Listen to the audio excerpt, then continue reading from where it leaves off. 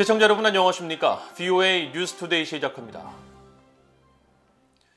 미국 국무부는 북한의 잇따른 탄도미사일 발사에 대응한 추가 조치를 동맹과 파트너는 물론 유엔과 협력하고 있다고 밝혔습니다.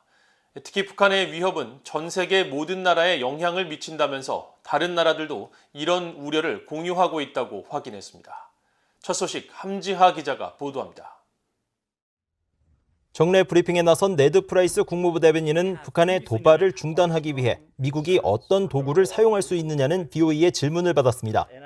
프라이스 대변인은 지난달 미국이 북한 국적자를 포함한 8건의 독자 제재를 가한 사실을 상기시키면서 북한의 탄도미사일 발사에 대응해 계속 추가적인 조치를 마련하고 있다고 밝혔습니다. We are continuing and we have continued to be in touch with our allies and partners on as well as the UN on further steps that can be taken. 그러면서 성김 국무부 대북 특별 대표가 일본 한국 측과 이 문제에 대해 대화하고 린다 토마스 그린필드 유엔 주재 미국 대사가 북한이 제기하는 국제 평화와 안보에 대한 도전과 위협에 깊이 관여하고 있다고 밝힌 사실을 사례로 제시했습니다. 프라이스 대변인은 그러나 이런 모든 상황 속에서도 외교적 노력은 또 다른 중요한 도구라며 북한의 대화 복귀를 거듭 촉구했습니다. Right now, even as we have made clear, we have no hostile intent. We are open to diplomacy. We have not yet received an affirmative response from the DPRK, but that has not stopped us from continuing to coordinate closely with the ROK, with Japan, with other partners and allies in the Indo-Pacific and beyond to find ways to promote our objective of the complete denuclearization of the Korean Peninsula.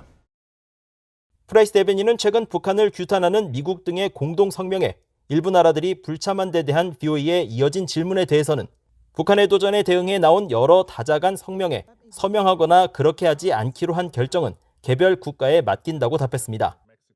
지난달 북한의 단거리 탄도미사일 발사에 대응해 발표된 공동 성명에는 미국, 영국 등 안보리 상임이사국과 알바니아 등 비상임이사국과 이사국이 아닌 일본까지 참여했지만 북한의 핵과 미사일 위협에 직접 영향을 받는 한국은 불참했습니다. 프라이스 대변인은 그러나 우리는 북한의 탄도미사일과 핵 프로그램은 영내에 배치된 미군이나 영내 동맹뿐 아니라 그 너머에도 위협을 제기한다는 사실을 알고 있다면서 북한이 국제 평화와 안보에 위협을 가하고 그들의 도발은 광범위하게 불안정하며 전 세계 국가들이 이런 우려를 공유한다는 점도 알고 있다고 밝혔습니다. 프라이스 대변인은 이어 바이든 행정부의 접근 방식은 이전 행정부와 여러 면에서 구별된다며 그중 하나는 파트너와 동맹국과의 긴밀한 협력에 초점을 맞추는 것이라고 말했습니다.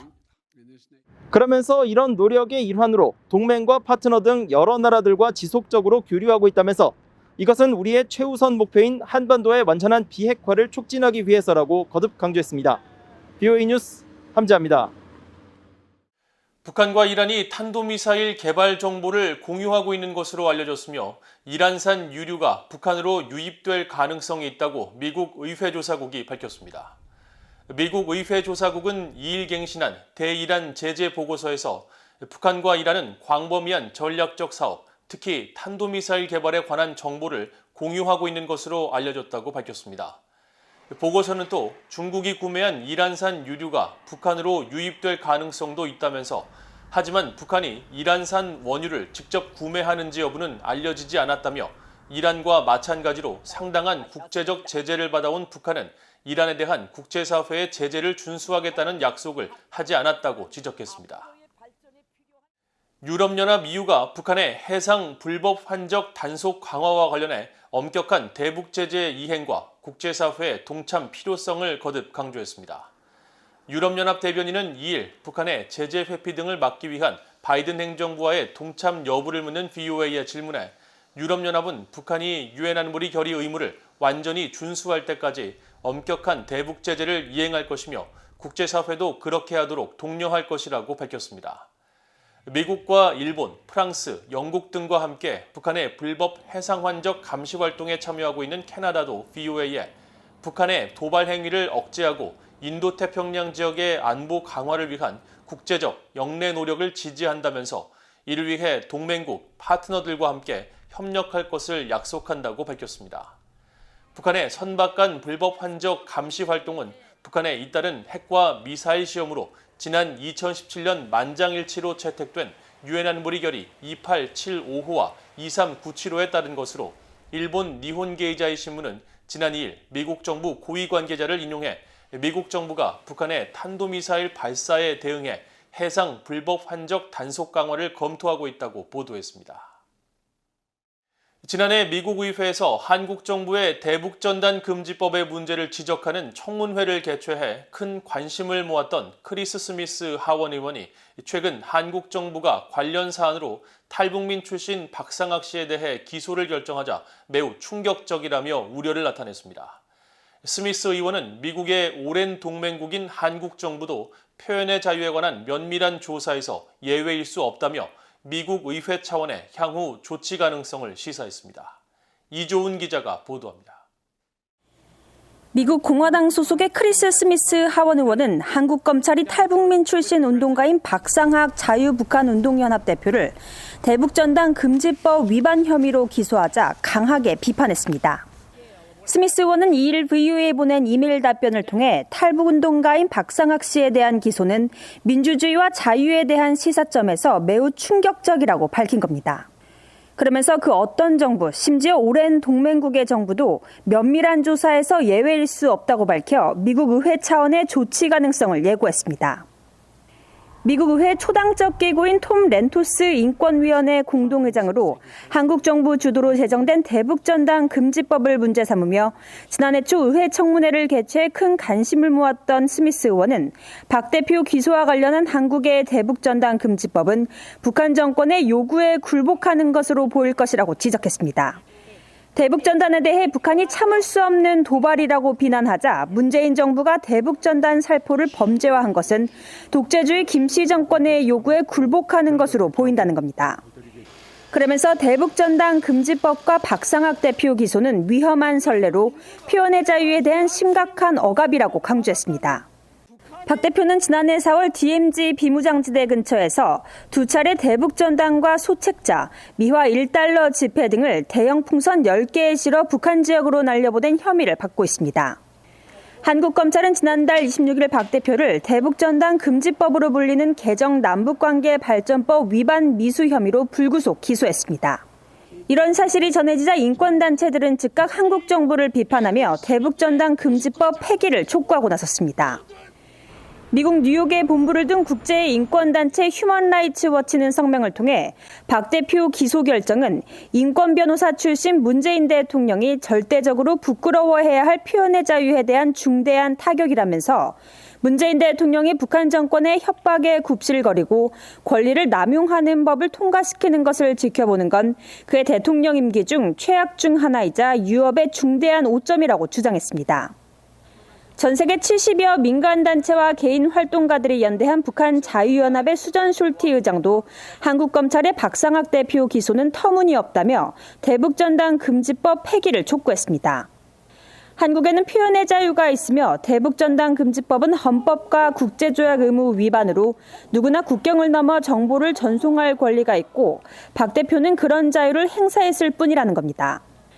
대북전단 금지법에 대해 한국 정부는 북한 정권의 위협으로부터 접경지역 주민들의 생명과 안전보호를 위한 최소한의 조치로 국민의 생명권과 직결된다고 주장하고 있습니다. 박상학 대표 기소를 계기로 표현의 자유와 관련해 미국 의회 차원의 향후 조치 가능성을 시사한 스미스 의원은 한국 정부에 대한 면밀한 조사의 구체적인 내용에 대해선 아직 밝히지 않았습니다. VOA 뉴스 이존입니다. 해외 파견된 북한 청년들이 세계 최대 동영상 공유 사이트인 유튜브를 통해 김씨 정권의 거짓 세뇌에서 벗어나 세상에 눈을 뜨고 있다고 밝혔습니다. VOA가 최근 해외에 체류 중인 2030 세대 북한 청년 3명과 단독 인터뷰를 한 결과 이들 모두 유튜브를 시청하면서 북한 체제와 김정은 국무위원장의 모순을 깨닫고 있는 것으로 나타났습니다. 30대 초반인 B씨는 유튜브가 검색이 간편하고 내용도 다양해 자신과 같은 평양 출신 청년들에게 안성맞춤이라며 처음에는 남의 눈에 띌까봐 두려운 마음으로 유튜브를 보거나 내용을 믿지 않았지만 객관적인 영상 자료와 통계들을 접하면서 결국 북한 청년들이 잘못된 제도에서 잘못된 삶을 살고 있다는 것을 깨닫게 됐다고 말했습니다. 또 평양의 2030 세대는 김정은과 당의 충성심이 약하고 자신이 살궁리에 집중하고 있지만 공포정치 때문에 왜라고 질문할 수 없다면서 국제사회가 인공위성을 통해 북한 주민들이 유튜브를 볼 수 있도록 무료 와이파이 접근을 제공한다면 북한을 획기적으로 변화시킬 수 있을 것이라고 말했습니다. 미국과 일본, 호주 공군이 참여해 2일부터 시작된 콤노스 연합공중훈련은 북한 등의 위협에 대처하기 위한 것이라고 미국 태평양 공군사령부가 밝혔습니다. 미국 태평양 공군사령부 공보실은 2일 인도태평양 지역에서 시작한 이번 훈련과 관련한 VOA의 질문에 콤노스 훈련은 특정 국가를 겨냥한 것은 아니라면서도 국제 규범 보호를 확실히 하기 위해 모든 영역에서 정기적으로 작전을 펼치고 북한 등 어떤 잠재적인 적대국들도 군사행동을 하지 못하도록 만드는 통합된 연합체라고 밝혔습니다. 또 이 훈련은 동맹 파트너와의 관계 강화와 영내 안보 지원에 상호 운용성을 향상할 기회를 제공한다면서 자유롭고 개방적인 인도태평양을 지향하는 3국이 역량을 강화하고 조정력을 개선할 수 있도록 해준다는 점에서 특별하다고 평가했습니다.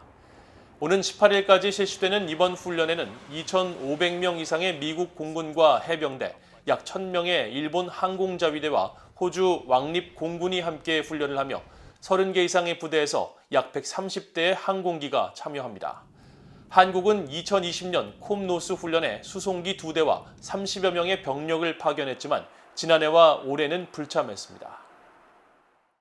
이상으로 VOA 뉴스투데이를 모두 마칩니다. 시청해주신 여러분 고맙습니다.